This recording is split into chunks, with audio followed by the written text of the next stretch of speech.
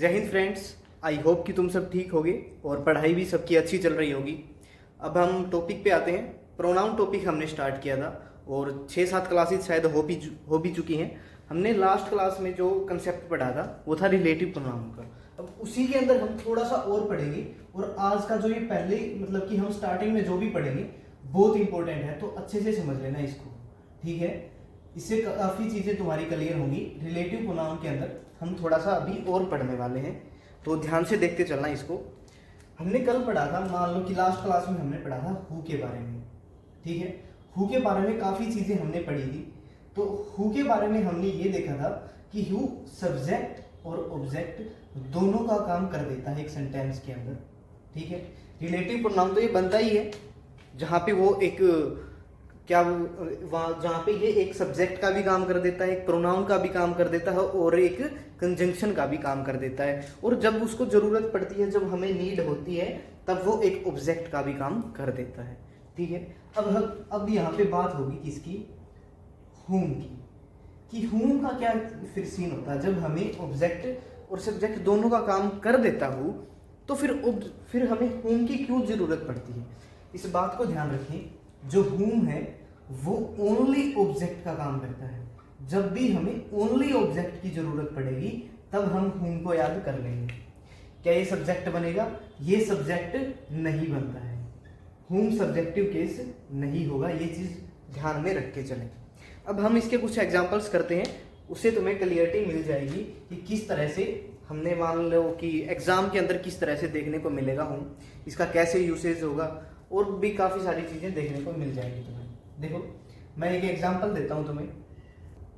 This is the student, this is the student. तुम्हें साथ साथ करते चलना है इसको, ठीक है। This is the student who या फिर whom I met। अगर तुम्हें एग्जाम में कुछ इस तरह से मिल जाएगी क्वेश्चन, तो काफ़ी सोच समझ करके इसका जवाब देना। कई बार क्या होता है कि हम तुक्का लगा देते हैं, वो भी ठीक हो जाता है, लेकिन इसी का जब वो सेंटेंस इंप्रूवमेंट अगर उसने हमसे करवा लिया तो हमारा तुक्का काम नहीं करेगा। तब हमें इसका रीजन पता होगा, तभी हम इसको ठीक कर पाएंगे। अब समझो ध्यान से, ये दिस है, ये तुम्हें वर्ब दिख रही है, ये इसका क्या है? ऑब्जेक्ट होगा फिर पक्का। ये ऑब्जेक्ट है, तो यहाँ पे तुम्हें एक चीज और दिख रही होगी कि ये सब्जेक्ट है और ये उसकी वर्ब है। बात समझ आई? लेकिन इसका ऑब्जेक्ट तुम्हें नहीं दिख रहा होगा, तो यहाँ पे हमें इसके एक ऑब्जेक्ट की नीड है। बिल्कुल है, हमें एक ऑब्जेक्ट की नीड है। क्या सब्जेक्ट की नीड है हमें कहीं? क्या तुम्हें दिख रहा है कि सब्जेक्ट की नीड है या नहीं है? बिल्कुल साफ साफ दिखाई दे रहा होगा। ये तो क्लियर है कि हमें सब्जेक्ट की नीड तो अभी है ही नहीं सेंटेंस के अंदर। क्या हमें कंजंक्शन की नीड है? बिल्कुल है। कंजंक्शन हमें यहाँ पे चाहिए, पड़ेगा ही पड़ेगा, इतनी बात तो क्लियर होगी। लेकिन हमें सब्जेक्टिव केस की नीड नहीं है, हमें चाहिए सिर्फ ऑब्जेक्टिव केस। उस जो वर्ब है, ये वर्ब, इसका हमें ऑब्जेक्ट चाहिए है, हमें सब्जेक्ट की नीड इस सेंटेंस के अंदर नहीं है। मैं पहले भी तुम्हें ये बता चुका हूं कि हमें जब सिर्फ सब्जेक्ट की नीड होगी, सब्जेक्ट स्पेशलिस्ट कौन है? हु है। ऑब्जेक्ट स्पेशलिस्ट कौन है? हुम है। और जब दोनों ही चीज़ों की जरूरत पड़ जाए हमें, कि वो सब्जेक्टिव केस भी बन जाए और ऑब्जेक्टिव केस भी बन जाए, तब हम याद करेंगे किसको? Who co. इतनी बात समझ आई? एक नेक्स्ट सेंटेंस और देखो। हर इसके 3-4 सेंटेंस दूंगा मैं, हर एक बार तुम्हें बिल्कुल क्लियरिटी दे के जाएगा हर एक सेंटेंस, ठीक है। ध्यान से देखना इसको। This is the student. अब तुम्हें लगेगा कि वो दोनों काम कैसे होते हैं, सब्जेक्टिव और ऑब्जेक्टिव। सब्जेक्ट और ऑब्जेक्ट का काम कैसे होगा, वो थोड़ा इंटरेस्टिंग है यहाँ पे। This is the student who या फिर हुम, हु या फिर हुम आई मेट। ये तो सेम ही लिख दिया, थोड़ा और कर लेते हैं इसमें change. Whom I met can do this work, can do this work. अब सोच समझ के इसका जवाब देना, और रीजन होना चाहिए तुम्हारे पास उसका कि क्यों आएगा। समझ आई ना बात? उसका रीजन तुम्हारे पास होना चाहिए। अब पढ़ते चलो इसको। यहां से तुम्हें दिख गया कि ये ऑब्जेक्टिव केस है, ये क्या है? ऑब्जेक्टिव केस है। बात समझ आई इतनी तो? ये है सब्जेक्टिव केस, ये है वर्ब। यहां तक के अकॉर्डिंग हमें किसकी नीड है? ऑब्जेक्ट की है। यहां तक के अकॉर्डिंग हमारे लिए जरूरी कौन है? होम है। लेकिन अभी कहानी खत्म तो नहीं हुई है इसकी। Can do this work. कौन काम करेगा? कौन काम करेगा? वही स्टूडेंट ही करेगा। उसी के लिए कोई वर्ड चाहिए हमें। तो फिर से हमें यहाँ से तो जरूरत, हमें यहाँ से तो हमें उसकी नीड है ही है। लेकिन एक बात देखो तुम, ये क्या है? हेल्पिंग वर्ब है, और ये क्या है? उसकी मेन वर्ब है, और ये क्या है? उसका ऑब्जेक्ट है। मेरे को ये बता दो, ये क्लोज तो यहाँ तक हो चुकी थी, ये एक और क्लोज आई है ना, अलग से आई है या नहीं आई है? इसका सब्जेक्ट कहाँ है? इसका सब्जेक्ट तुम्हें दिखाई दिया कहीं पे? तुम बोलोगे द स्टूडेंट को बना देंगे इसका सब्जेक्ट। भाई इसको, इसका सब्जेक्ट अगर तुमने द स्टूडेंट को बना दिया तो इस वर्ब का ऑब्जेक्ट कहाँ है फिर? इस वर्ब का ऑब्जेक्ट कहाँ है फिर?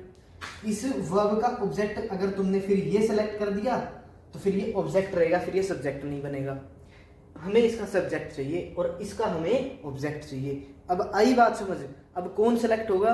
अब यहाँ से हु सेलेक्ट होगा। मैंने पहले भी तुम्हें ऊपर क्लियर कर दी थी ये चीजें कि जब दोनों चीजों की नीड पड़ेगी, जब हमें दोनों चीजों की नीड होगी, तब हम याद किसको करेंगे? हु को करेंगे। बात समझ आई होगी। एक और सेंटेंस मैं देता हूँ, हालांकि इससे तुम्हें काफी चीजें समझ आ गई होंगी, फिर भी एक दो एग्जांपल्स और देख लेते हैं, बिल्कुल क्लियर हो जाए तुम्हें। The thief whom I met has been arrested. Whom I met has been arrested by the police.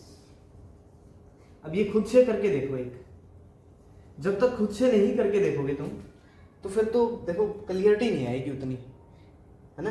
तो एक बार खुद से जरूर करके देखना पड़ेगा तुम्हें। अब बात हमें इसकी देखते चलते कि कैसे, हम एक एक करके चलते चलेंगे इसमें। यहाँ पे हमने देख लिया कि हु का और ऑप्शन रहेगा, ठीक है? हु है या फिर हुम है, अभी हम कंफर्म नहीं है। यहाँ पे एक चीज देखो, ये कौन है? सब्जेक्ट है, ये एक सब्जेक्ट है। अच्छा, फिर यहाँ पे फिर एक ये सब्जेक्ट है, बिल्कुल है। यहाँ पे ये उसकी ये वर्ब है, लेकिन इस सब्जेक्ट वर्ब यानी ये जो वर्ब पड़ी है यहाँ पे खाली, इसका ऑब्जेक्ट ना हमारे पास नहीं है। तो यानी कि ऑब्जेक्ट की नीड यहाँ पे पड़ रही है हमें, ऑब्जेक्ट की नीड यहाँ से है। लेकिन ऑब्जेक्ट की नीड तो दोनों ही पूरी करते हैं, अभी तो कंफर्म नहीं है। फिर आगे देखते हैं। Has been arrested by the police, यहाँ पे हमें सब्जेक्ट चाहिए क्योंकि ये वर्ब पड़ी है खाली। अगर ये वर्ब खाली है तो इसको सब्जेक्ट चाहिए ही चाहिए, इसको सब्जेक्ट चाहिए। तो मेरे को ये बता दो, हमने पीछे तो देख लिया था, यहाँ पे ये ऑब्जेक्ट बन जाता था, ये सब्जेक्ट नहीं बन पाता था, लेकिन यहाँ पे सब्जेक्ट खाली पड़ा हुआ है। अगर ये वर्ब इस सब्जेक्ट को उठा लेगी तो हमें कोई दिक्कत नहीं है, यानी कि इस वर्ब को सब्जेक्ट मिल चुका है, इस वर्ब का ऑब्जेक्ट चाहिए। सब्जेक्ट की नीड इस सेंटेंस के अंदर नहीं है। सब्जेक्ट स्पेशलिस्ट कौन? हु। ऑब्जेक्ट स्पेशलिस्ट कौन? हुम। तो यहाँ पे क्या आएगा? हुम। पल्ले पड़ी इतनी बात समझ आई होगी अच्छे से। इतना यहाँ तक समझ आ चुका है तो एक सेंटेंस और कर लेते हैं, इसका लास्ट यहाँ पे आ ही जाएगा, फिर हम आगे बढ़ते हैं। देख लो अब अच्छे से। This is the thief, this is the thief, शायद यहां तक विजिबल होगा, देख लेना, बाकी सुन लेना अगर ना देखे तो। दिस इज द थीफ हुम या फिर हु दे से may be arrested, may be arrested. अब इसका आंसर करें जल्दी, अच्छे से समझना है इसको। अब एक बात देखो, ध्यान से इधर देखो, ध्यान सारा इधर हो, अब मत ज्यादा इधर उधर मत देखो, ध्यान इधर।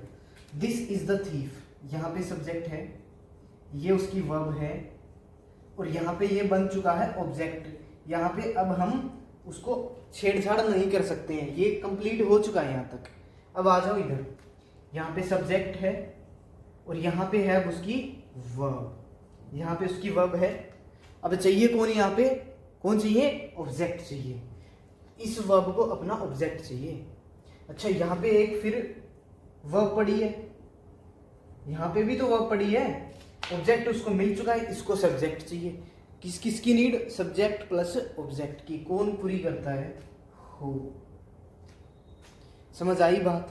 एग्जाम के अंदर इस टाइप से तुम्हें देखने को जरूर मिलेंगे, और रट्टे लगाओगे ना, कहाँ पे हूँ कहाँ पे हूँ, हु, सब्जेक्टिव केस, हुम, ऑब्जेक्टिव केस, इतना लिमिट करके चलोगे तो फिर देखो ये आंसर नहीं कर पाओगे।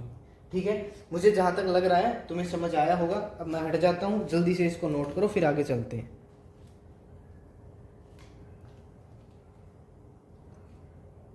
तो आज ये एक छोटी सी क्लास रखते हैं हम, जिसमें हमने होम का ही कंसेप्ट पढ़ा है, और मैं ट्राई करूँगा कि आगे थोड़ी सी लेंथी क्लास रखें, क्योंकि यहाँ पे बहुत ज़्यादा गर्मी है और टाइम की भी हमारे पास शॉर्टेज है। तो नेक्स्ट क्लास के अंदर हम ज़रूर थोड़ा ज़्यादा पढ़ेंगे, लेकिन आज एडजस्ट कर लो, इतना ही पढ़ेंगे।